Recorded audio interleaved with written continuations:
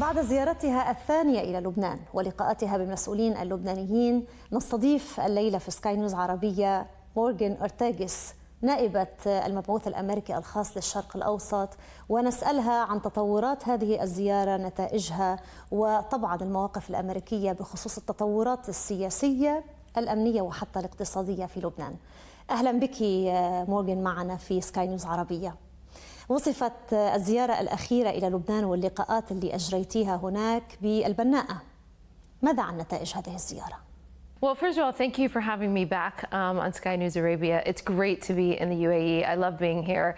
I told the foreign minister every time I land in Abu Dhabi, it's kind of like a sigh of relief because it feels like home. I've been in and out of this region for so long. Of course, I was in Lebanon before I came here to the Mead conference. And listen, I have a very good relationship there. There's a lot of ongoing dialogue.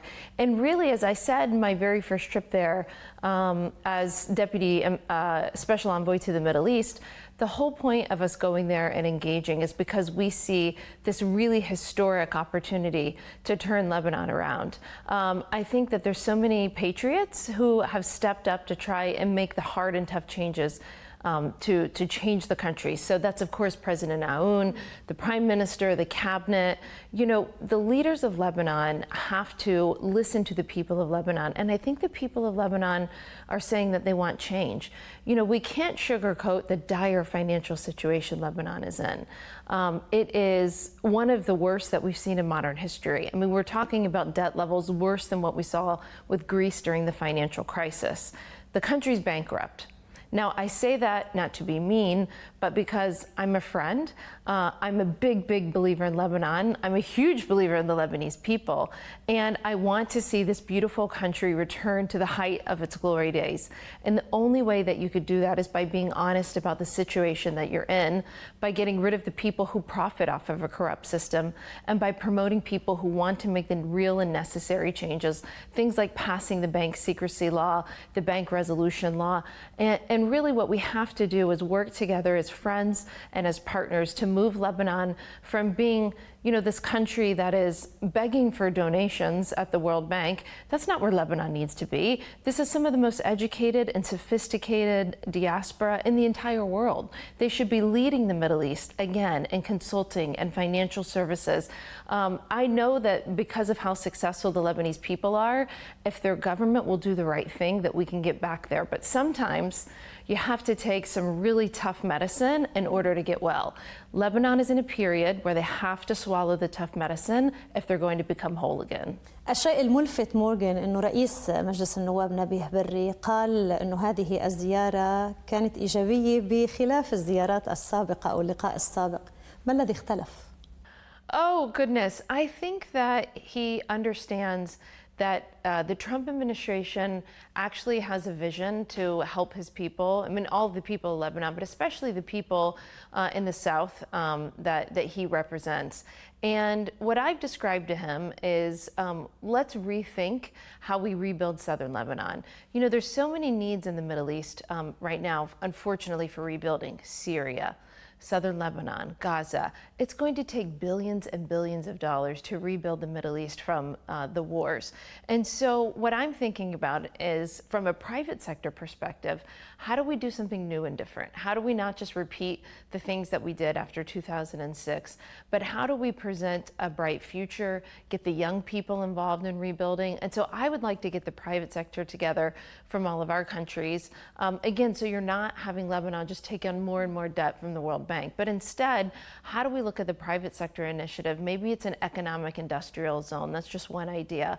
But what do we do to really revolutionize the South? What we desperately need in southern Lebanon is for people to have confidence in the state. The state has to provide the essential services. They've got to feel a connection to being not just a part of the South and their village, but being a part of the whole of Lebanon. And they're only going to feel that way if the state can can step up and provide essential services, schools, houses, roads, healthcare.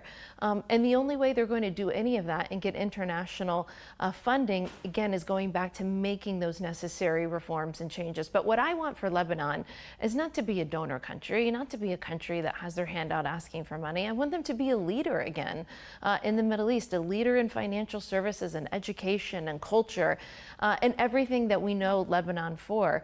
And in order to do that, you have to bring everybody along. So we know that we have to help the Lebanese government win the hearts and minds of the people in southern Lebanon so that they're relying on the state, they're relying on the government, and not on any other outside actors or entities to provide those services. لكن مورغان نبيه بري قال أنك أتيت هذه المرة بمقاربة مختلفة ولم تتحدثي عن موضوع التطبيع.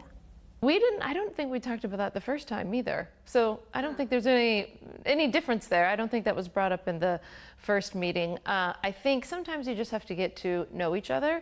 Listen, the United States has very high expectations of him and all of the leaders in Lebanon. I'm not there to represent myself or my opinion. I'm there to represent President Trump and the Trump administration and what our goals are for Lebanon. And so I'm just a messenger. I'm a vessel for President Trump. حقيقة طلبت بكل وضوح من الدولة اللبنانية ضرورة نزع سلاح حزب الله وكل الأسلحة الموجودة بين أيدي أي مجموعات في الداخل اللبناني، لكن حصرت ذلك بوقت سريع. قلت إنه ذلك يجب أن يتم سريعا. لماذا لم تحدد مهلة زمنية واضحة لتحقيق ذلك؟ Well, I guess there was a little bit of a timeline established in the cessation of hostilities that the Biden administration helped broker in November of last year. Unfortunately, we're not totally there yet, but I think that's something where we can get there. Remember that we have U.S. assistance, U.S. training, U.S. equipment. So we've been committed to the LAF, but we really want them to step up and really fulfill what President Aoun said in his inaugural speech. In his inaugural speech, he said that nobody would have arms but the state. So whatever groups that is, it's important that Lebanon is able, that the Lebanese people are able to live peacefully with their neighbors. They want that. Who doesn't want to live in peace?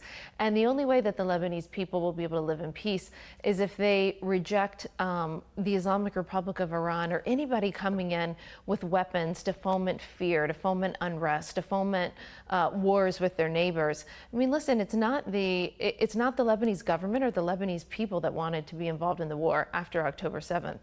It was Hezbollah.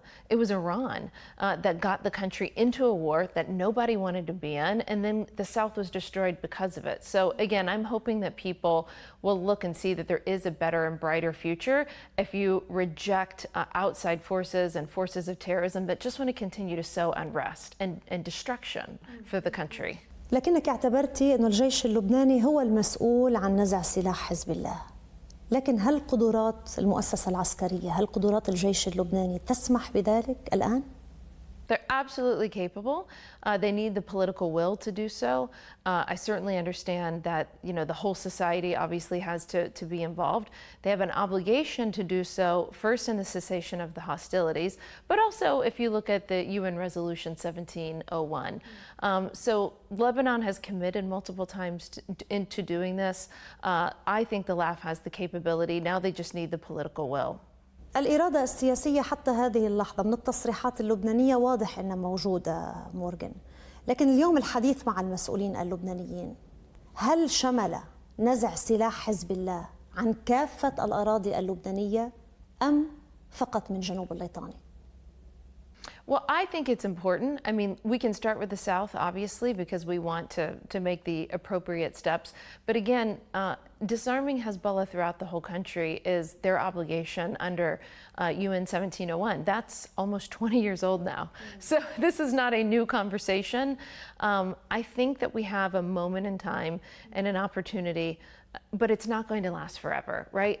You're not going to have years on end to do this. So to the people who think that they can delay or kick the can down the road, I don't think the Lebanese people want excuses anymore. I think they want to take their country back. الدولة اللبنانية أكدت التزامها بحصر السلاح بيدها، لكنها طالبت بفترة زمنية لإنضاج الظروف. هل تحدثتم مورغان مع المسؤولين في لبنان متى تكون هذه الظروف مناسبة وملائمة لنزع سلاح حزب الله؟ We didn't talk about a specific timeline. We did talk about metrics to getting towards that ultimate goal. Listen, I'm very cognizant, I'm very understanding of counterterrorism and what it takes. The United States, we started after 9/11 looking at extremist ideologies that happened, whenever 9/11 happened in our country. And so, I, soon after 9/11, after I finished college, started working on these issues. So I certainly understand that it's not like we're ever going to be able to get rid of extremist ideologies. I get that, obviously, but what you can do is work towards demilitarizing and de-radicalizing societies, and it's possible. I just met with the Egyptian foreign minister this morning, and we were talking about how they were able to do that in their country with the Muslim Brotherhood. Look at what's happening in Saudi Arabia, right, under the king and, of course, the Crown Prince, Mohammed bin Salman, who has been just so effective in radically transforming that country. And he's done it responsibly and soberly. So for anybody in Lebanon who thinks, oh, it takes time, we can't do it, we're scared of this, scared of that, sometimes you just have to break off the shackles that have been put on you and move forward. For both Egypt and Saudi Arabia at different points in their history, they've had to take these same steps and remove the extremism from within their country and move on. I think we're seeing Iraq making steps towards trying to do this as well. So ultimately, it's important to know from the perspective of the United States, people often ask me to weigh in on this minister or that minister. And I say, in the Trump administration, we're not doing that. This is an independent, sovereign nation. We will set outcomes and goals. We will work together as friends and partners. But ultimately, you can't have any more excuses. You can't blame it on Israel. You can't blame it on outside forces or this or that. You either take your country back or you don't. Decline is a choice. مورغان، المنطقة بأكملها تتغير، ليس فقط لبنان. إلى أي مدى ملف نزع سلاح حزب الله مرتبط بمصير المفاوضات الإيرانية الأميركية والتي أخبرنا الرئيس ترامب بالأمس بأنها بدأت وستستأنف يوم السبت؟ So listen, in the Trump administration, the president instituted the max pressure campaign once again against the Islamic Republic of Iran, and countering the financing and aiding and arming of Hezbollah is, of course, a part of that strategy for the Trump administration. So I think you can't do one without the other. I don't know how you have peace and security and economic development and rebuild the country. When you talk to international donors, when you talk to our partners here in the Gulf, nobody wants to rebuild southern Lebanon for Hezbollah, right? They want to rebuild it for the people and for the state. So it's not people often think it's an ultimatum.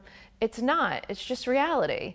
If you're going to rebuild the country, if you're going to make these reforms, there's a lot of economic reforms to be made, but part of rebuilding the country means excluding it from bad actors who want to undermine the state. لكن تؤكدين بأنه مصير لبنان مرتبط بمصير المفاوضات. I don't know how they couldn't be. صندوق النقد الدولي يستهدف الشريان الأخير لحزب الله، اقتصاد الكاش. هل سيكون من السهل مورغان أن نخرج لبنان من هذا الاقتصاد اللي عاش عليه خلال السنوات الماضية؟ It definitely won't be easy. I think Lebanon has dug itself into quite a hole. But I do think that people, if we see that this new cabinet, that this new government and the parliament are willing to take the tough actions, as I said, to take that strong medicine that we talked about required to change the country, then we will be there, the United States and our partners here in the Gulf. I think we'll all be there with an arm extended, a hand extended to help Lebanon. But I don't think there's unlimited patience in the Trump administration. President Trump and our administration, we're focused on outcomes. We're focused on results. And no matter where this isn't particular just Lebanon. But if the president's not seeing outcome, if he's not seeing change, then we'll move on. We're not demanding that they do anything. It's a choice. The choice is to partner with the United States, or the choice is to stay bankrupt. I hope you choose the United States. خلينا انتقل معك مورغان إلى موضوع يؤرق اللبنانيين اليوم. ما مخاوفكم من ما يجري على الحدود السورية اللبنانية، وهل يمكن أن تنفجر الأوضاع بالاتجاه الآخر؟ It's deeply concerning to us, obviously. That's something we watch closely, and we understand that this has taken a lot of time and attention. The LAF has had to dedicate a lot of time and attention to this issue, and it's not what anybody expected. So we obviously have a lot of conversations with the Lebanese government about this. In the United States and the Trump administration, we've taken our Syria policy formation a little bit slowly, impatiently. I'd say we're waiting and judging. We have been clear, I think, with the expectations that we have from al-Shara and his regime for what it would take for U.S. engagement, and we hope they engage. The United States has a clear interest in making sure that Iran doesn't return to Syria and in making sure that ISIS is not able to reconstitute and be a threat to America, to the homeland, to Europe, or to anyone else in the Middle East. So we do have interest there. We have two very good friends. We have our NATO ally, Turkey. We have our other ally, Israel, and of course, we have our deep partnership with Saudi Arabia, all of these countries, Lebanon. I mean, everybody has a vested interest in the outcome in Syria. It's been so tragic for the Syrian people. So I think it's one of those policies where we're taking a cautious approach, but we are, of course, as you said, paying a lot of attention to that border because we don't want a return of the smuggling and the oil revenues for Hezbollah into Lebanon. يعني بنهاية المطاف مورغان، هل تتجه المنطقة إلى التهدئة أم إلى التصعيد مع بدء الحديث عن المفاوضات مع إيران؟ Well, we hope so. President Trump has talked about this a lot since he became president, and we haven't even reached 100 days yet, so it's still quite early. But the president has said that he's extending the hand of diplomacy. The president said that he wants a peaceful resolution. You know, I've worked for Donald Trump in various capacities for a long time, and I can tell you his instinct is always, can I get a deal? Can I get a negotiation? Can I seek a peaceful resolution first? We know that, you know, other options of dealing with this would be catastrophic. The president's been very clear about that. So we really are coming to the table in good faith to find a resolution, to find a deal that would be palatable. Obviously, to President Trump, he's made very clear that Iran will not produce a nuclear weapon on his watch. He said that in the first term, and he said it now in the second term. So we have clear red lines and things that we stand behind. And we think it's important to stand behind that position, President Trump's position of Iran not obtaining a nuclear weapon, because we know that this region, I mean, if Iran obtained a nuclear weapon, it would catapult this region into chaos. You could see a nuclear arms race, you could see more uneasiness. I mean, we don't want this for any of our friends and partners in the region. So we're gonna try and do the best we can for President Trump and step up, and we'll see if the other side comes to the table with the same heart and openness that we do. السؤال الأخير مورغان قبل ما أتركك، بعرف تماما أنك لم تتحدثي مع المسؤولين في لبنان عن موضوع التطبيع، لكن من بعد ما استمعنا السيد ويتكوف يقول بأنه التطبيع بين إسرائيل ولبنان وإسرائيل وسوريا بات قريبا أو أمر حقيقيا كما قال. ألا تعتقدين أن التنسيق اللي يجري بين اللجان اليوم يعتبر شكل من أشكال التطبيع؟ Well, the last time I was with you, I was very pregnant with the little girl. She's now 4, almost 4.5, and she had to crawl before she could walk, and she had to walk before she could run, and now she just runs. So listen, our hope is to keep the ceasefire, is to make sure that all parties are implementing the ceasefire. Our hope is to help rebuild southern Lebanon if the government, of course, makes the tough choices. That's what we're really focused on right now. It would be great to eventually get, you know, a deal, a border deal that both sides can live with, and that we can finally, you know, have some finality to things like the border and other issues that have plagued both Lebanon and Israel. So, you know, we're going to work on crawling first. مورغان أورتاغوس، شكرا لقبولك دعوة سكاي نيوز عربية. Thank you. Thank you so much.